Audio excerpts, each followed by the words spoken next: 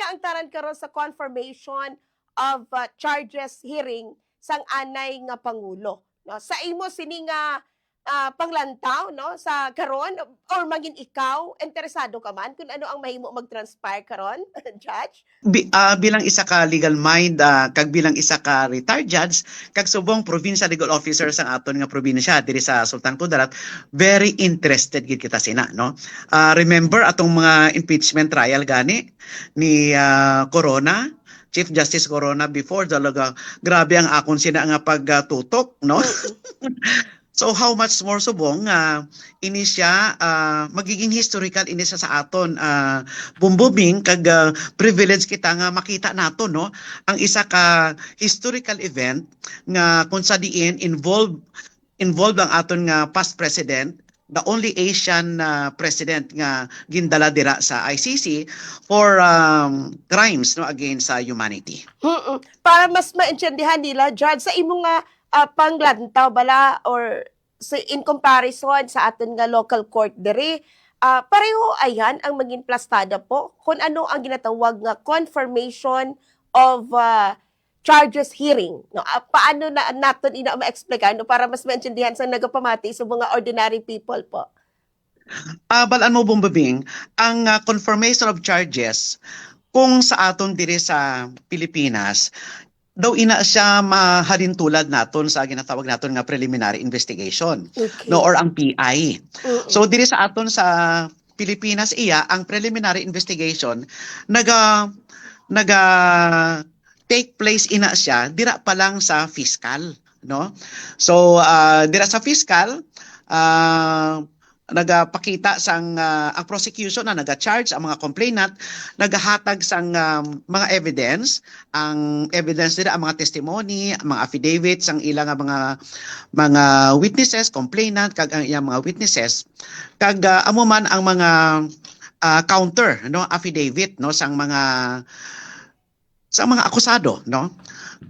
Pero in that particular stage hindi pa na sa akusado ang ilang pagtanaw naton sa tawo nga gina-charge, kundi respondent pa lang. So in the same way, ang aton nga presidente nga dira subong sa ICC, respondent pa lang ina siya, no. Kag dira ginalantaw pa lang ang confirmation of charges kung may ara bala sang substantial evidence to believe nga dapat bala nga kasuhan, no, ang aton nga presidente. Whereas dire sa aton nga sa Pilipinas, ang preliminary investigation, which is, I said, akin to the confirmation of charges, ginalantaw lang naton dire ang probable cause. And what is probable cause? Ina siya determination of the fiscal, hindi sa judges, fiscal pa lang ina, whether there is a well-founded belief that a crime has been committed and that the respondent shall be held for trial. Dini naman sa ICC sa confirmation of charges bumbubing, ginahambal diri nga ang substantial evidence to believe that a crime has been committed. Daw halos pareho sila, no, kag kung may ara gid man sang substantial evidence nga magpatunay sina, mag-proceed na sa trial. Oh, I see. Oo. So, nga 5 ka adlaw gid siya, amo gid na siya kabugat, no? Judge, kumpara diri sa aton kon preliminary pa lang siya sa aton diri sa local court nato, naga-range man siya sang amo na kadugay or 1 day or depende sa ano nga kaso po? Depende ina sa kaso. Pero in the case of Rodrigo Duterte naman, ang aton nga former president, di ba, crimes against humanity. So makita mo dira nga damo nga involved nga mga tawo, no? Damo nga mga allegedly napatay nga tawo, kag damo sang dapat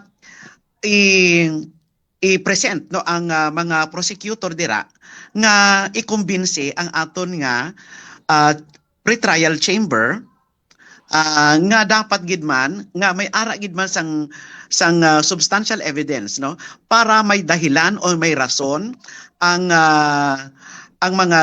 ICC para i-proceed to trial na.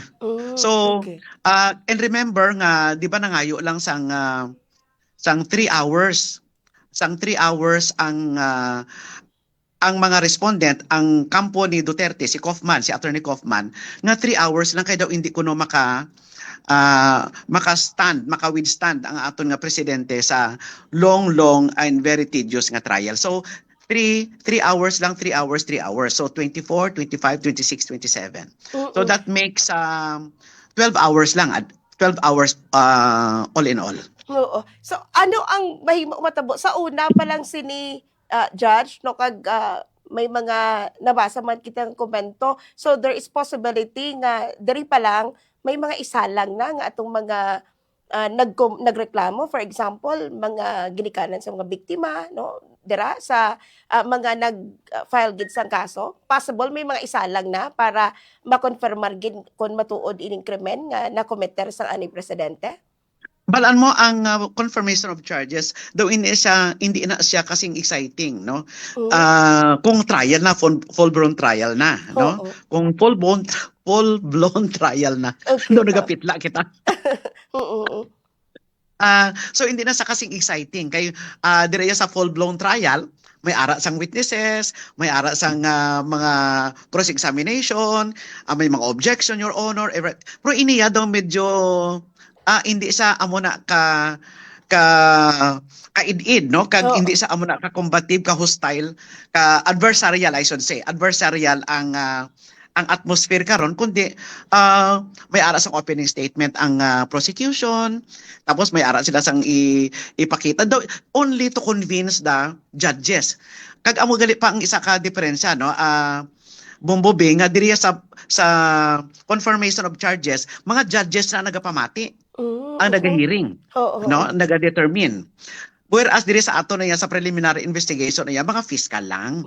Pero in this case, daw bonggesyo siya kay judges gid ang mag-determine, no?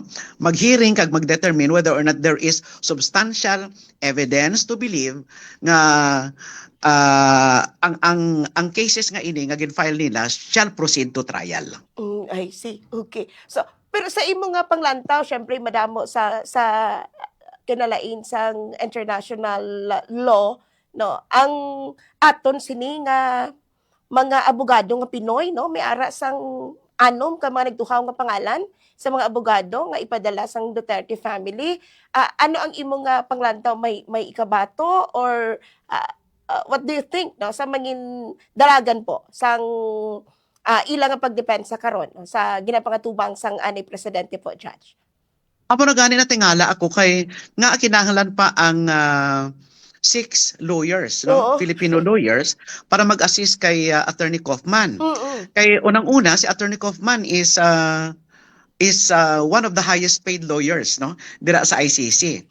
I think he is receiving 1.5 million, no? Every month halin sa mga Duterte family. Kag inang hindi lang na si Attorney Kaufman ang actually ang nagapreparar, no, para sa depensa ni anay Presidente Duterte. Kundi may mga staff pa na siya sa iya nga sa under him, no? So ining mga staff nga ini mga maayo man silang mga lawyers ini, no? Kag siyempre balaan nila ang mga procedure dira sa ICC. So natingala ako nga kinahanglan pa nato ng Filipino lawyers. So another additional gastos ina para sa mga Duterte.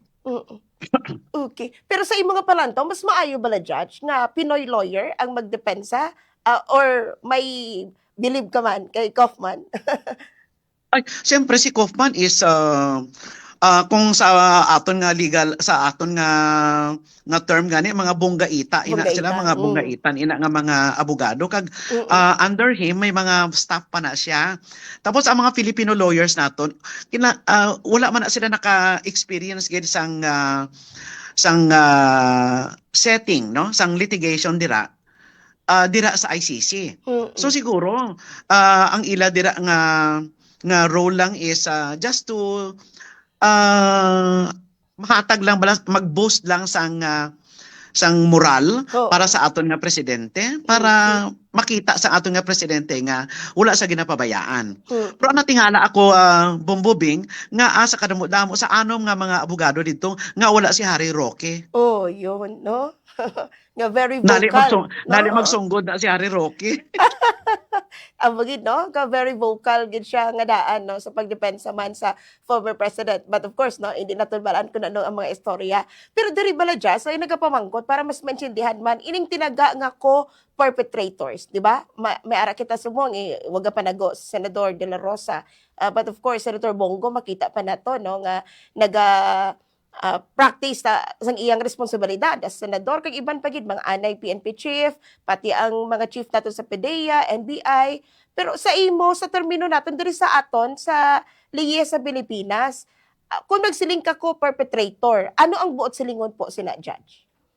Magsiling kita nga perpetrator, hindi na siya buot silingon nga para sa aton diri bala sa Pilipinas nga may ara sang conspiracy. Okay. Oo. Meaning, kung may conspiracy, abi magsiling kita, the act of one is the act of all. Oo. Okay? Oo. Kag kinahanglan sa conspiracy, may ara sila sang plano. Nagplano ang mga tao nga ini, hindi lang isa, kinahanglan two or more, no? Oo. Two or more people, persons nga nagplano, they sit down together and plan to commit a crime and decide to commit a crime. So that Okay. is conspiracy. Oo. Pero magsiling kita, so ang magsiling kita nga co-perpetrator, hindi ina siya lain ina siya sa aton nga pananaw diri nga co-accused. Okay. Oo. Okay? Oo. Hindi siya nga sining nato nga co-accused. Kay kung magsiling kita nga co-accused siya pero hindi siya wala sa sang conspiracy nga theory. Okay. Wala sa sang conspiracy nga element. Ini siya, ang co-perpetrator is may ara sang plano. No, may plano. Tapos may kanya-kanya lang sila nga mga actions, nga mga acts nga ginhimo para ma-execute atong big plan nga ina, atong one plan nga ina. Mhm. Nga ang siling nila ang pag-execute sang mga addict, no, mga drug addicts kag ang mga people involved no in drugs during the alleged extrajudicial killing. Like for example, in the case of Secretary Vitaliano Aguirre, Opo. Oo. siya iya daw naghimo sa sang mga bagay-bagay nga para mag-align dito sa allegedly plan ni Rodrigo Duterte para pamatsyon ang mga tao nga involved sa droga without due process. Okay. Oo. Oo. Subot So silingon. si Opo. Kwa naman iya, si Bato de la Okay. Rosa, Oo. may ara sa ginhimo kay siya gid mismo ang nagpatupad Okay. sang mga extrajudicial killings allegedly nga para mapatupad ato mga ginhimo ang mga ginhambal ang instruction ni anay Presidente Duterte. Okay. So, si Kwa naman niya, si Bongo, siya ang naga-finance, no? Oo. Siya ang nagahatag sa mga incentives, sa mga kwarta para sa mga pulis o kung mga vigilantes nga nagpamatay sa mga tao allegedly para sa ila nga reward sa reward system nga ini. Oo. Subot silingon, depende ang kabugaton sang ila sini nga daw kooperasyon kung nga anak committer ang crime. Amo na. Yes, pero wala sang conspiracy. Okay. So hindi sila co-conspirators kundi sila ang ginatawag lang naton nga co-perpetrators.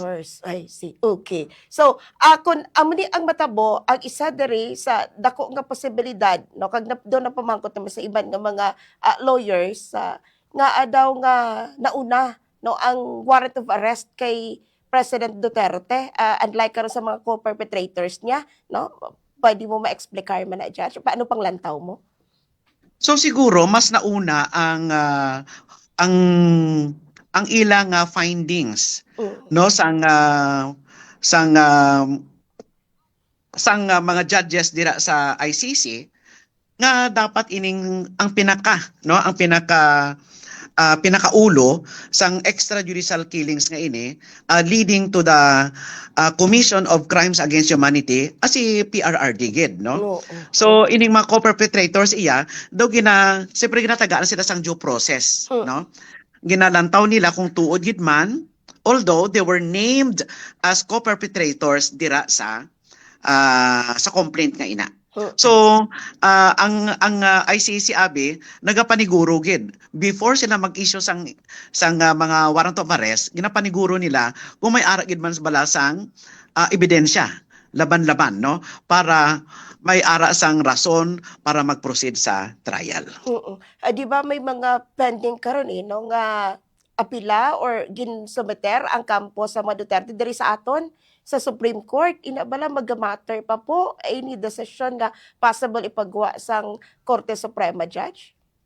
Ang sa pagkabalo ko, ang petition nga ina unang-una gina-question nila ang pagpadala sang aton nga anay presidente dira sa ICC. Kaya ang ginaaligar nila is kidnapping, no? Kidnapping, opo. Wala sang proseso. Dapat ko no ang warrant of arrest nga na maagi anay sa aton nga local courts para i-determinaton kung tuod bala ining warrant of arrest nga ini kag kung may ara gid man so sa laon anay na sang aton nga korte dire before ipatupad no ang warrant of arrest nga ni leading to the actual apprehension of our president no. So amo na ang dapat i-resolve sa aton nga Supreme Court no kung whether or not there was kidnapping no nga ginhimo against sa will sang aton nga presidente. And then kag sa dito sa petition man ginapangayo nila nga dapat i-release no ginaauhag nila, gina-urge nila, naga-pray sila sa Supreme Court nga dapat ang Supreme Court maghimo sang order para i-release si kag ipabalik dire no si Presidente Duterte sa Pilipinas. Siguro dito sa first nila nga prayer nga issue kung whether or not kidnapping daw pwede pa to no. Pero ang as to whether pwede sa ibalik dire i-release sa kag ibalik dire sa Pilipinas daw hindi na no? Because ang aton nga ICC may ruling sila no nga wala sila pakialam kung kidnapping na o hindi kidnapping for as long as naka-acquire na sila sang jurisdiction over the person of the accused. In this case, si President Duterte, wala na sila na labot iya kung kidnapping ina o hindi kidnapping. Basta ang importante, ara na sa ilang jurisdiction ang body, no? Ang person sang akusado. So, kung magsiling man ang Supreme Court nga dapat i-release si President Rodrigo Roa Duterte, pag ibalik din sa Pilipinas daw hindi na napatabo. Okay. So, sige. This is my second to the last question na lang. May iban nga nagakomento nga para madulaan na sa kredibilidad ang aton nga justice system because nga agin-allow nga ang ICC ang mag-intervene kag amo pa karon ang magresolbar sa sining aligasyon sang crime against humanity diri sa aton nga pungsod. Panglantaw mo po, Judge, sa bahin karon sang syempre legislatura. Sige, i-respect na lang nato ng ilang Oo, i-respect na lang natin ilang opinion pero I cannot give my opinion as of now no. Kay hulato-lato kay nali ma-preempt naton bala ang decision ng Supreme Court. So let the history judge for itself. Amo na lang na. Sige. Of course, no, ginarespeto man nato ng imo nga pahigangot sina. Syempre ano na lang imo karon nga ma-advise no sa aton nga mga pumuluyo no kay mabantay man kami I know ikaw no mabantay kagid karon kung ano ang mag-transpire as sa 27 but ano ang imo maauhag no kay may mga supporters sa mga Duterte nga naghahanda sila nga magpadagay sang rally no, kag may ara sang mga naghihipos lang nga nagamantay man kung ano ang posible nga matabo kag may nagasinggitan man nga dapat madayon gid ang trial. Pero sa imo nga bahin po, ano ang imo nga ma-advise Judge, especially diri sa aton sa mga taga Rehiyon 12? Balaan mo, kay ang ginasalang sang kampo sang mga Duterte, especially si Attorney Kaufman, kag iban pa nga inosente, no? Si Opo. President Duterte. Siguro, anytime na siguro nga mag-trial kita, no? Dapat dira ang magiging, ano tawag sini? Hello? Yes, boss. Go ahead, boss. Judge. Oo. Ini ang very timely, ini ang oportunidad sa aton nga presidente nga mag-proceed ang trial kasi na-preso naman siya eh. Opo. Na-preso naman siya para makita naton kung tuod gid man nga inosente siya. I think hindi kita dapat kadto dito sa technical. Kaya amo na ang strategy ni Attorney Kaufman. Nag-file sang motion for interim release, nag-file sang adjournment sang proceeding sa. So dito daw ginabalabagan niya bala nga hindi kita mag-trial, nga may ginatago kita. Siguro kay ara naman lang si President Duterte dira sa ICC, siguro mas maayo nga mag-trial kita para mapakita naton kung tuod gid man nga mali ang prosecution. Di ba?